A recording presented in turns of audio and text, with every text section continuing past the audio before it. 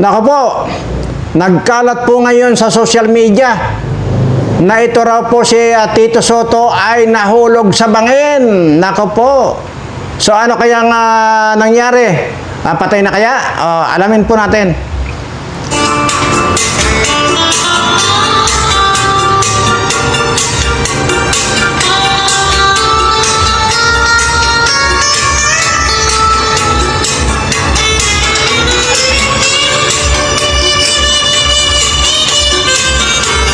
Ayan po, at talagang sunod-sunod na po talaga yatang mga matay itong mga kawatan sa gobyerno, ano.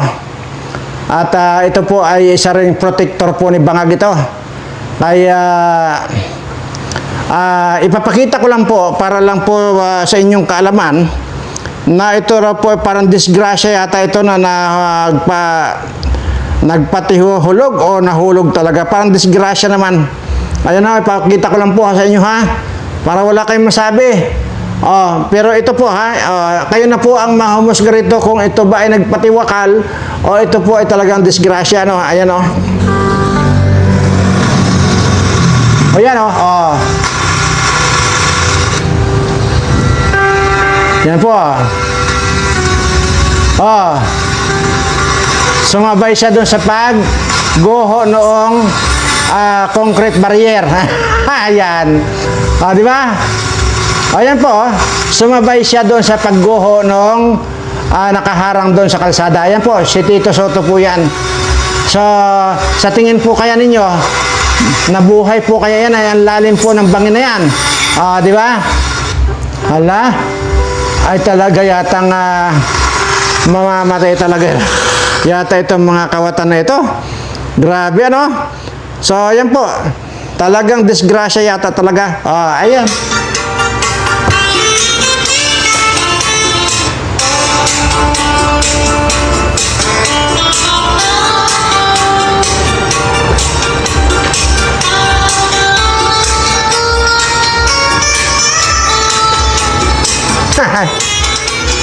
Ay, nako po. So sana po ay sana po ay talagang sunod-sunod na magkandamata ito dahil sa totoo lang po wala naman po tayo talagang dito pwedeng ipagdasal dito kundi magkamatay na lang sana lahat itong mga kawatang mga politikong ito. Ayan. Pero bago po yan, balikan po natin yan mamaya. Dahil wala naman po tayong pakialam kung nagkandamatay na itong mga hayop ng mga politikong ito, dapat lang na magkandamatay kayong mga putang na nyo. At dapat yan, kasama na rin dyan si Abante. Napakalaki po ng kanyang allocable or budget na binigay dyan ng DPWH sa Manila na yan.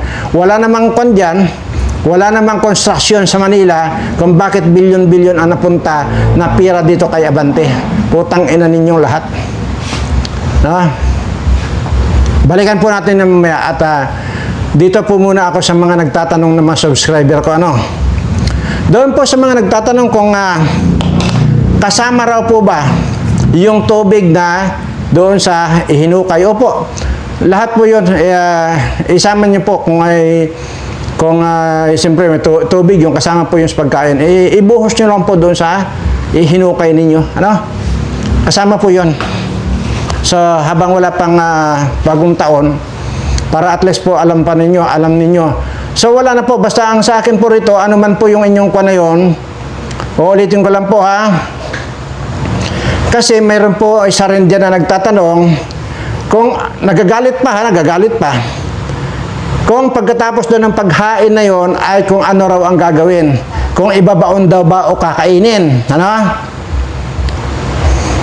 Yun po ang problema sa atin, eh. Parati ko na lang po sinasabi dito, natapusin nyo po yung video para alam ninyo yung detalye.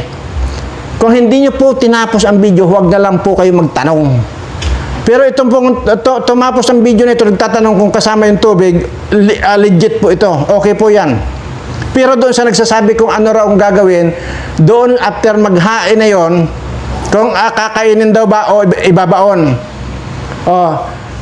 Dahil hindi mo pinanood yung video ko at sinabi ko naman din kung anong gagawin nyo pagkatapos mong maghain, dahil hindi mo pinanood ang video, ang sagot ko sa iyo, lamunin mo. Kasi, tingnan nyo, nakakapika po talaga di ba?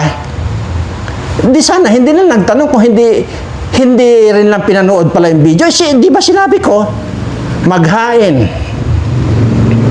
Pagkatapos ihain, or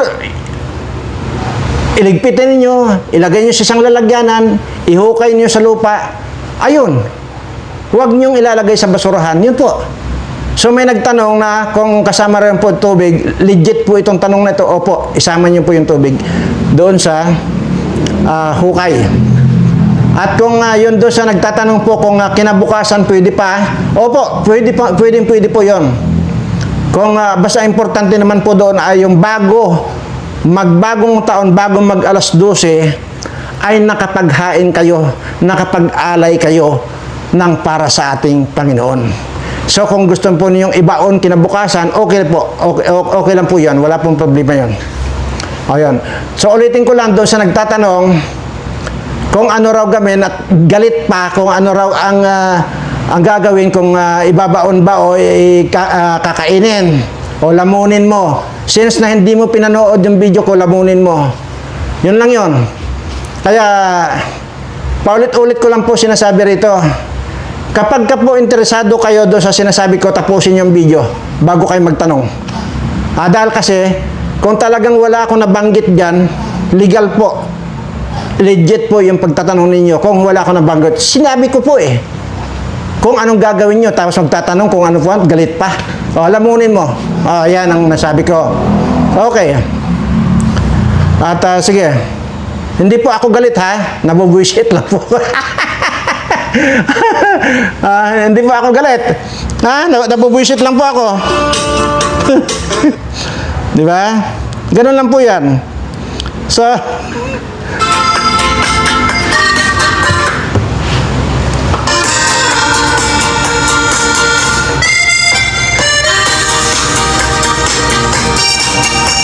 nakalain mo yun? Yung hirap na hirap akong paliwanag na paulit-ulit ko sinasabi na ako mismo sa sarili ko nagsasawa sa kapapaliwanag.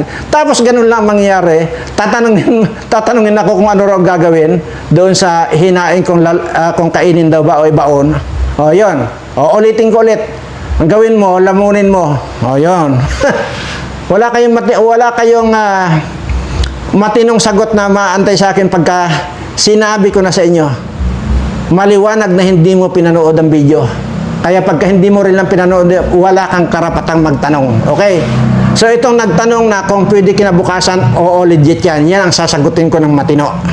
Yung nagtanong kung yung tubig ba ay kasama, legit din pong tanong yan. Yan ang sasagutin ko ng matino. Opo, isama po ninyo yung tubig. Ibuhos nyo po yung tubig doon sa hinukay ninyo. At doon po siya nagtanong kung pwedeng kinabukasan, ibaon, pwede po. Yon ang sagot ko, matinong sagot doon sa legit na tanong. Pero doon sa kabubuhan na tanong, lamunin mo. Yun lang po yan. Ang parmirisi sa iyo.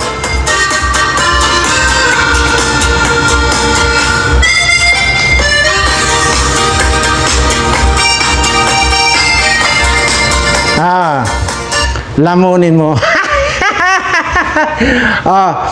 Ito pa po okay. Marami na po nadidisgrasya sa paputok. Ayan. Sige, balikan po natin. Ano raw po ba yung purpose ng maghanda ng mga bilog-bilog sa Pasko at Bagong Taon? Pangpaswerte daw po. Parang pagbabalik tanaw lang po ito ha, pangpaswerte daw po. At pero buong buhay ninyo, yun ang ginagawa ninyo, pero bakit hindi pa kayo siniswerte? So ibig sabihin may mali.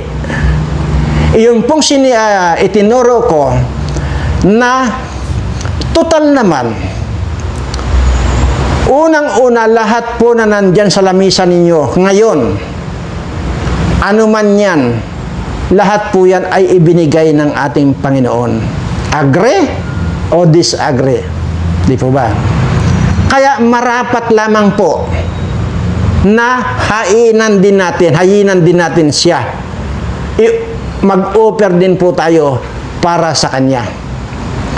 Wala pong pagkakaiba ito doon sa Padre de Pamilya. Padre de Pamilya. Siya ito nagkanda buktot-buktot sa paghahanap buhay para makabili kayo ng pagkain nyo ilalagay sa lamisa. Tapos siya pa ngayon, yung hindi nyo pa kakainin. Yun po ang halimbawa doon sa itinuro ko sa inyo na maghain din po kayo. Yan po ay ugaliin nyo na po yan. Maghain po kayo para din sa ating Panginoon. At kung ano po yung proseso na sinabi ko, yun po ang gawin ninyo. Ganun lamang po. So, ngayon, mapunta naman tayo din sa bagong taon na ang sinasabi ng kasabihan din po ito. Yun daw pong paputok ay pangtaboy daw po ng mga masasamang espiritu. Okay? Tandaan po ninyo, yun po yun. Wala pong ibang purpose ang paputok, kundi pantaboy daw po ng masamang espiritu. Kaya naman, marami pong nadidisgrasya. Kasi, baka yung mga nadidisgrasya na napuputukan sa kamay, na sasabugan na kung saan, baka sila mismo ay masamang espiritu. Di po ba? Ngayon, kung naitaboy nyo yung masamang espiritu, may nabago po ba sa buhay ninyo? Siyempre, pag may masamang espiritu dyan sa pamamahay ninyo, pag nagpaputok kayo ng magpaputok, lumayas na yung masamang espiritu. So, pagkatapos lumayas yung masamang espiritu dahil sa inyong pagpapaputok, nagbago rin po ba yung buhay ninyo? Yun ang tanongin nyo sa sarili nyo. Dahil kung walang nababago, ibig sabihin, hindi totoo na pangtaboy ng masamang espiritu ang magpaputok. Kayo na magpaputok na pwedeng posible na ikaw ay maputukan sa bunganga, magiging Congressman Sindanya ka na nakingiwi ang bunganga. Or either pwede pang masira na yung bunganga mo kung naputukan ka. Diba? Ngayon, gusto ba ninyo yung totoong pangtaboy sa masamang espiritu? Yun ang sinasabi ko sa inyo.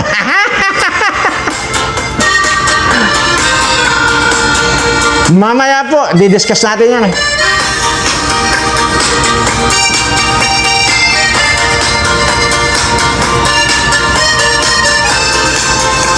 Ha? Nako, ang daming may ang daming may gusto na malaman kung ano talaga yung totoong pangtaboy sa masamang espiritu. Nako, ewan ko, ituturo ko ba sa inyo? Ito po sige, ituro ko lang po sa inyo. Pero tandaan po ninyo, may mga pagkakataon po. Ngayon, magtapatan tayo. May mga pagkakataon po na kapag ka nagsasalita ako rito na seryoso, ay medyo pag-aralan nyo po kung yung bang pagsiseryoso ko ng pagsasalita ay talagang hindi joke yun or talagang seryoso yun. Yun po, pag-aralan nyo po muna kung ano ba talaga ako. Hindi naman po pwede na pag nagsalita ako rito, antimano babawiin ko, di po ba? Halimbawa lang yung tinapik ko kahapon na yung 3 bus na mga na mga ex-girlfriend ko ang sumugod sa akin. Ayun naman po ay siguro, kahit na seryoso ako nagsasalita, ay siguro mapapansin din nyo na parang nagjo-joke naman ako noon. Tama po. Hindi naman po totoo yun. Yun lang yun. Pero may mga ilan at na pumunta talaga at katunayan ay well, kung ano man yung tulong na naibigay ko na hiningiin nila, ay hindi ko na po pwedeng sabihin dito. Ganoon naman po ang papel ko sa buhay eh. Kahit na yung nanloko sa akin na ex ko, hindi ko rin talaga natitiis. Pag lumapit dito ng pangangailangan, tinutulungan ko pa rin.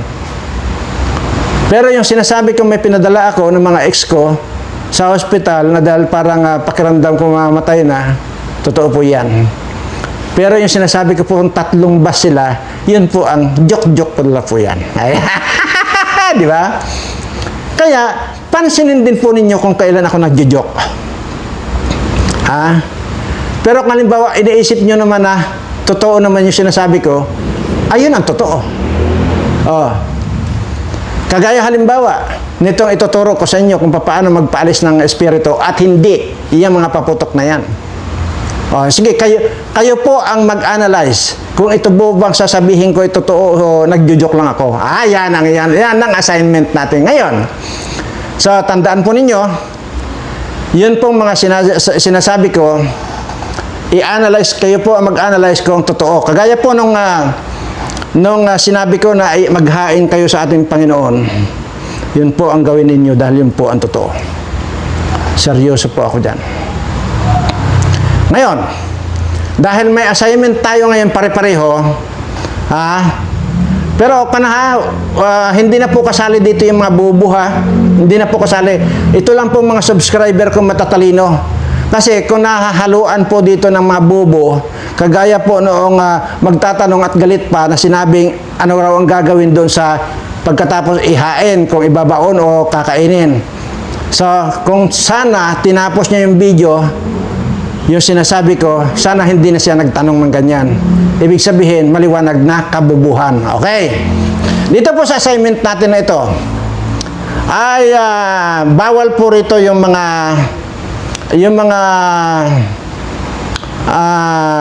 hindi ko subscriber na tanga. Kasi alam ko po itong mga subscriber ko ay matatalino po ito. Kaya pag kinaluan nyo po ito ng tanga na outsider, sira na po ang programa natin. Pero kung hindi pa naman kayo subscriber at gusto nyo sumali dito sa ating analysis, sumali din po kayo. Pero siguraduhin nyo, huwag kayong tanga. Kasi mahaluan itong aking mga subscriber ng mga tanga. Ay mga matatalino po ito. Una, package na po ito eh. Itong mga subscriber ko, pag nag-subscribe po kayo rito sa Birana Live Studio TV, sisiguraduhin ko, gaganda ka, gugwapo ka, tatalino ka, suswertihin ka pa. 4-in-1 po yan. All-in-1 kumbaga. So, yun po yan. So, ngayon, ano pang inaantay ninyo? Kung gusto rin nyo sa pagkatapos ng pagdadaldal ko rito at gusto rin nyo mapasama doon sa sinasabi kong mahal na mahal ko kayo, abay mag-subscribe na po kayo. At doon po sa mga pangit at mga bobo, lalo na po itong mga nagko-comment dito na bobo, mag-subscribe na po kayo. Tandaan po ninyo, kahit kailan, pwede kong patunayan sa inyo na lahat itong mga subscriber ko, mga magaganda, mga gwapo, mga swinerte sa buhay na, at matatalino pa. Ayan. So ngayon po, nasaan na ba tayo? Ang dami kong dinaldal eh. Nasaan na ba tayo? Doon sa assignment natin na dito, yung totoong pangtaboy ng espiritu at hindi yang paputok. So, dito po natin malalaman sa inyong mga comment na kung ako ba ay nagjo-joke o totoo ito sinasabi ko. Di ba? O, ito na po. Ang totoo, huwag na kayo magpapaniwala na ang pangtaboy sa masamang espiritu ay ang mga paputok. Imagine mo, gagastos pa kayo. Tapos, pagka nagkataon mapuputokan pa kayo sa bunganga, magiging ngiwi kayo. Samantalang itong ituturo ko sa inyo, safe na safe. Tanggal. Lalayo ang espiritu. Ito na.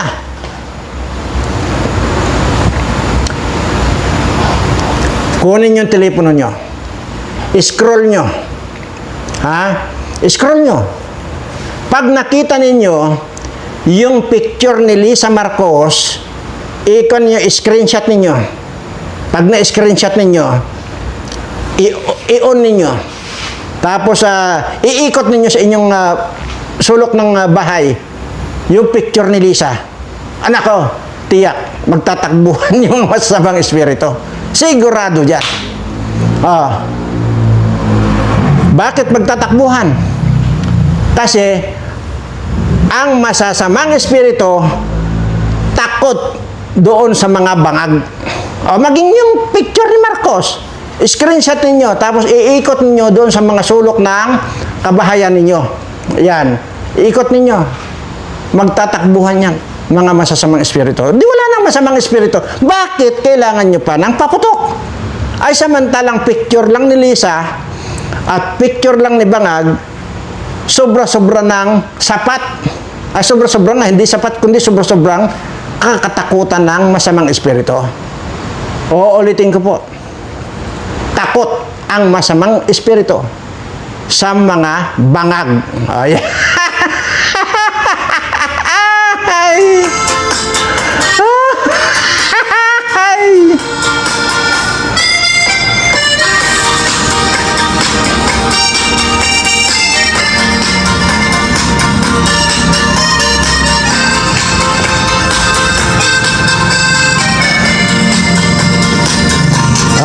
So alam nyo na, mga kaibigan, at hindi pala kailangan ng paputok sa pagtaboy ng masamang espiritu. Baguhin nyo na po yung inyong nakasanayan na pagagastos ng paputok para lang sa pagtaboy ng masamang espiritu. Unang-una,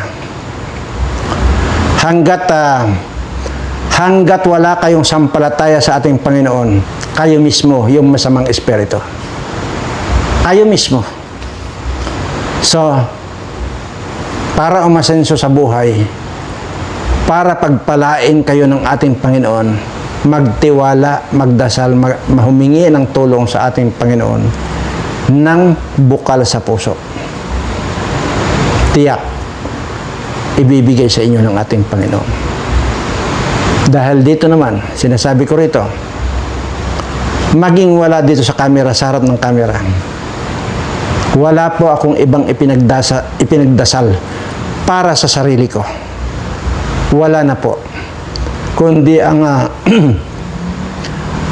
totoong lumalabas sa bibig ko pag ako ay lumalapit sa ating Panginoon, kayong mga subscriber ko.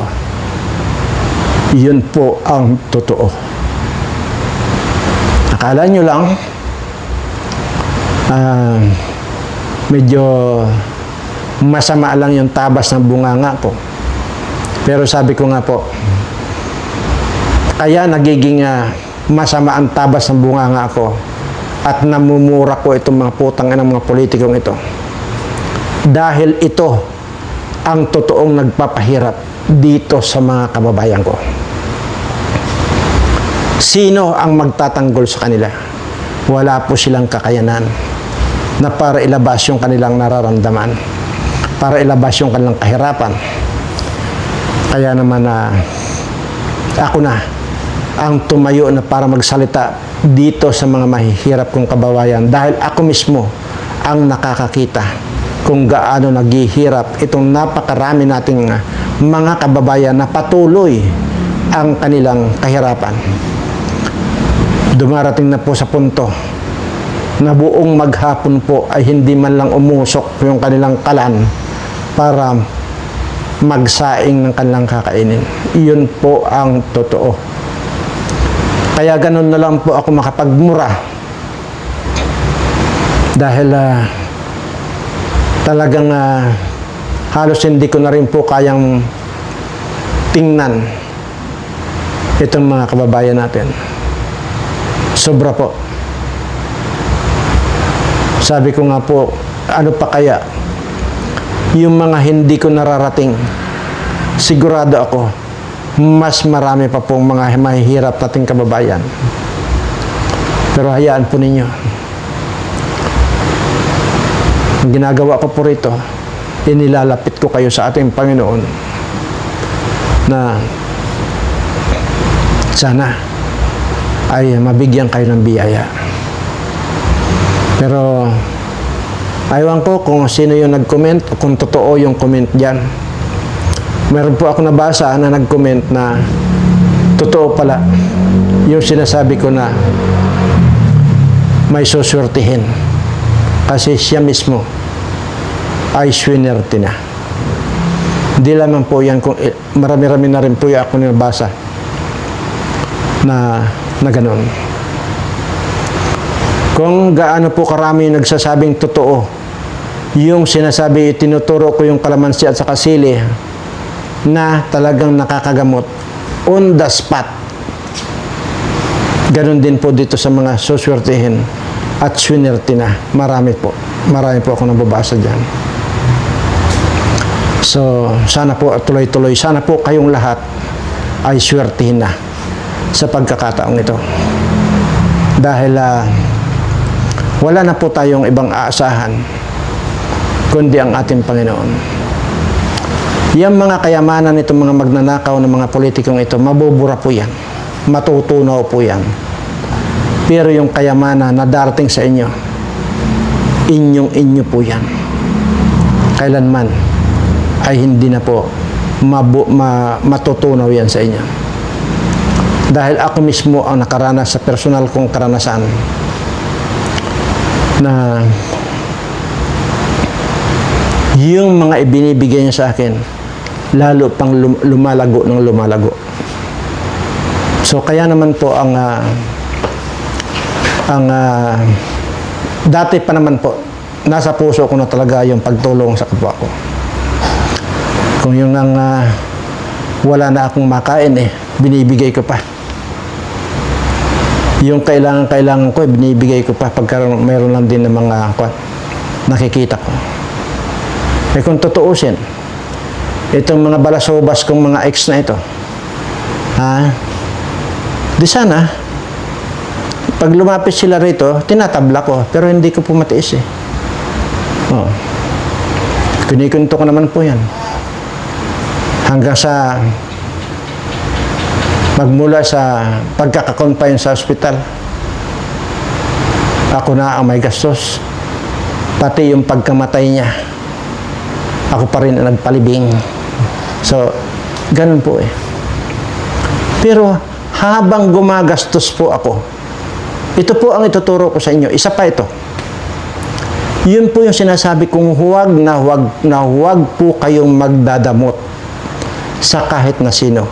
Huwag nyo pong pipiliin yung taong pagbibigyan nyo. May humingi ng tulong sa inyo. Hindi nyo lang alam masama lang ang itsura, hindi nyo natulungan. Itataboy nyo na wala.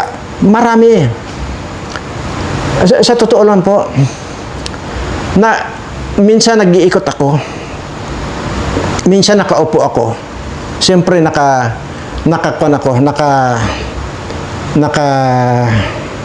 tawag dito, naka-disguise ako para hindi ako makilala ng mga ibang tao. Nakaupo ako doon sa halimbawa may mga matao. Alam niyo po ba na may mga lumalapit na mga kung ano-ano mga tao doon sa mga tao. Alam niyo po ba na ang ginagawa? Doon. Umalis ka rito, alis. Wala kang ibibigay. Umalis ka na, wala akong ibibigay. Yung mga ganun po ba? Alam niyo po, pag napapanood ko po yon, grabe. Durog na durog ang puso ko. Kaya naman yung mga ganun, kasi may mga tao naman ako, siyempre. Alam nga namang lumabas ako na wala akong kasamang tao. At alam na po nila yung gagawin nila. Yun pong mga itinataboy nila na mga humihingi ng konting abuloy. konting tulong sa kanila na itinataboy nga, sinusundan na po yan ng mga tao ko. Sinusundan po nila para hindi mawala. Pagka halimbawa nakalayo-layo po doon sa tao na yun, binibigyan po nila yan. Dahil yun ang instruction ko sa kanila. Bawat itaboy nila or bawat tanggihan nilang bigyan, sundan ninyo tapos bigyan ninyo. Yan po ang ginagawa ko. Kaya yun po ang itinuturo ko sa inyo. Huwag na huwag po kayong magdadamot. Dahil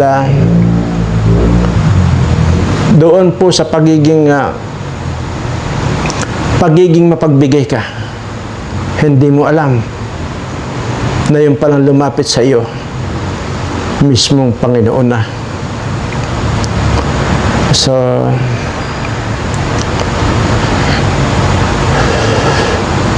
sa tuwing naalala ko po yung matanda na nag-iwan or naiwan yung bato sa akin, talagang hindi ko po maiwasan ang yung parabang talagang maiiyak ako. Kasi ang laki po ng pagbabago ng buhay ko magmula nung mapakain ko yun. Anyway, stop na po tayo dito dahil masyadong emotional po ako ngayon. Maraming salamat po sa inyong lahat, lalo na po din sa aking mga subscriber. At tiwala lang po, sampalataya lang po sa ating Panginoon. Pasasaan ba at madidinig din yung ating dasal para sa inyong lahat. Sa lahat po ng aking mga subscriber, malayo na sana kayo sa lahat ng uri ng kapahamakan, lahat ng uri ng sakit, bagkos ang darating sa inyo, swerteng walang katapusan. Maraming salamat at mahal ko po kayo lahat.